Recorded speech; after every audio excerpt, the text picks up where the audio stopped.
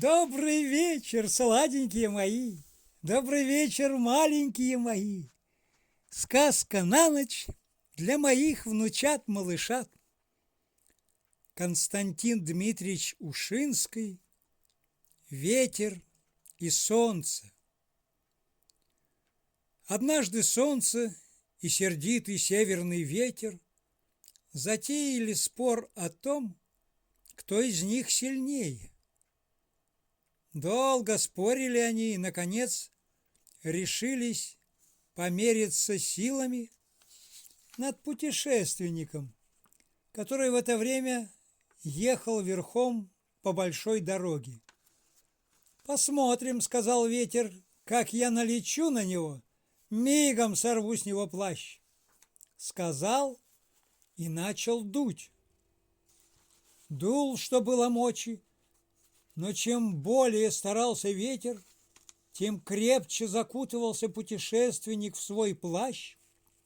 Он ворчал на непогоду, но ехал все дальше и дальше. Ветер сердился, свирепел, осыпал бедного путника дождем и снегом, проклиная. Ветер, путешественник, надел свой плащ в рукава и подвязался поясом. Тут уж ветер и сам убедился, что ему плаща не сдернуть. Солнце, видя бессилие своего соперника, улыбнулось, выглянуло из-за облаков, обогрело, осушило землю и вместе с тем и бедного полузамерзшего путешественника. Почувствовав теплоту солнечных лучей, он ободрился, благословил солнце, сам снял свой плащ, свернул его и привязал к седлу.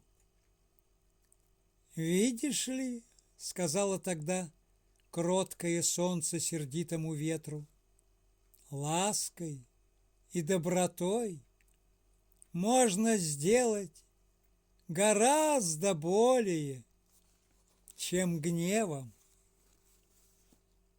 Так-то, сладенькие мои, доброй ночи, прекрасных, чудесных, волшебных вам снов, малыши.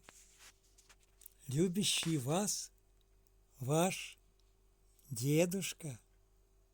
Отличного завтрашнего дня, любимая моя малышня.